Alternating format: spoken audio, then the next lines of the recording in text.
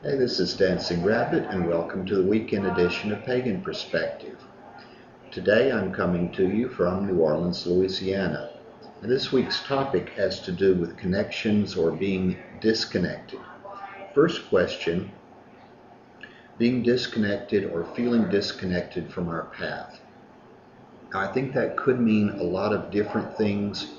One of the things that it sort of reminds me of when I was a fundamentalist Christian, a lot of the revival meetings that I would go to were attended by other very long-time, very dedicated Christians who would decide to walk the aisle once again and rededicate. And I think the thing that they and I were looking for was that exciting feeling that you get when you're first converted. Now, as pagans, we don't usually have a conversion experience.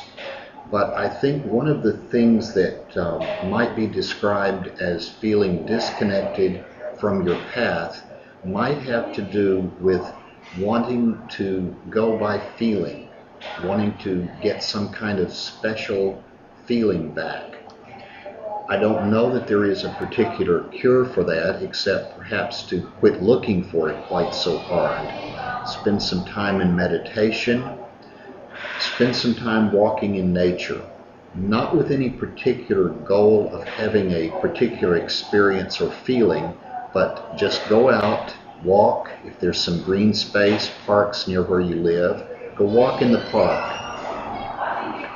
Go on a hike, an overnight camp out, maybe even a several day and night camp out, a sort of vision quest, not with the goal of having a particular experience, but simply with the goal of getting out in nature and seeing what happens. Second question, not connected to energy or blocked. Again, I'm not sure exactly what the questioner is describing, but a reconnection, a going back, grounding and centering, going back to the very basics, and not necessarily expecting a particular feeling. Third question, how do we connect to the elements? I really liked Eric's answers about taking the actual elements, air, fire, water, and earth, and actually touching them and feeling them and reconnecting to them. Another way to do it is through visualization. The first, maybe second book that I read and studied was The Spiral Dance by Starhawk, and I'd recommend that everybody go out and get a copy, put that at the top of your list, even ahead of my book. But I'd like to go to page 87 and 88 and read some of her meditations. Maybe you'd like to stop the video and get in a meditative position and see if this helps you connect with the elements. Let's start with the east and air. Face east, ground and center. Breathe deep and be conscious of the air as it flows in and out of your lungs.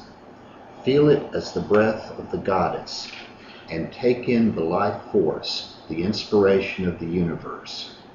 Let your own breath merge with the winds, the clouds, the great currents that sweep over the land and ocean with the turning of the earth, and say, Hail, Aradia, bright lady of the air.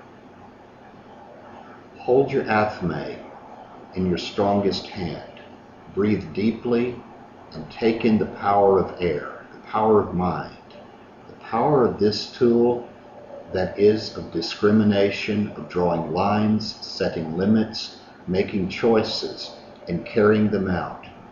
Remember choices you've made and carried out, though in spite of difficulty. Feel the power of your mind to influence others, and the strength of your responsibility not to misuse this power. You have the force to act ethically in accord with what you believe is right. Let the power of your intelligence, your knowledge, your moral courage flow into your tool. South. Face south, ground and center. Be conscious of the electric spark within each nerve as pulses jump from synapse to synapse. Be aware of the combustion within each cell as food burns to release energy. Let your own fire become one with the candle flame, bonfire, hearth fire, lightning, starlight, and sunlight, one with the bright spirit of the goddess, and say, "Hail Tana, goddess of fire." Hold your wand in your strongest hand. Breathe deeply and feel the power of fire, of energy. Be aware of yourself as a channel of energy. You can change spirit into matter, idea to reality, concept into form. Feel your own power to create, to do, to be an agent of change. Be in touch with your will, your power to do what you must, to set a goal and work toward it. Let your will flow into your wand. West. Face west. Ground and center. Feel the blood flowing through the rivers of your veins, the liquid tides within each cell of your body. You are fluid, one drop congealed out of the primal ocean that is the womb of the Great Mother.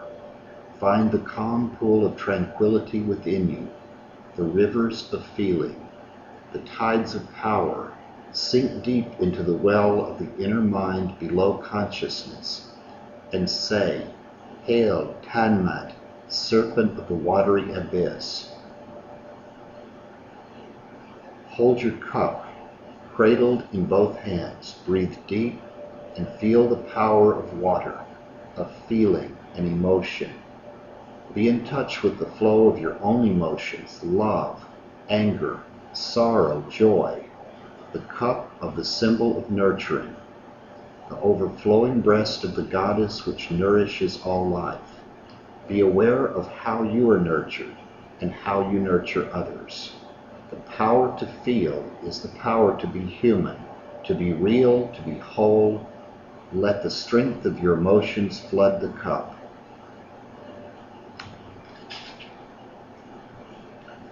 North. Face north, ground and center. Feel your bones, your skeleton, the solidity of your body. Be aware of your flesh, of all that can be touched and felt. Feel the pull of gravity, your own weight, your attraction to the earth that is the body of the goddess. You are a natural feature, a moving mountain. Merge with all that comes from the earth, grass, trees, grains, fruits, flowers, beasts, metals, and the precious stones. Return to dust, to compost, to mud. Say, "Hail Bellini, mother of the mountains." So those are my suggestions: to not try so hard, to not worry so much that you don't feel something that you remember feeling once upon a time. To go back to the basics of grounding, centering, quiet meditation, walking in nature, and try some of Starhawk's visualizations. And perhaps come next moon cycle, you'll discover that this feeling of disconnect has just sort of faded away and you didn't even notice when it happened. So, till next time on Pagan Perspective, this is Dancing Rabbit, wishing you and yours peace.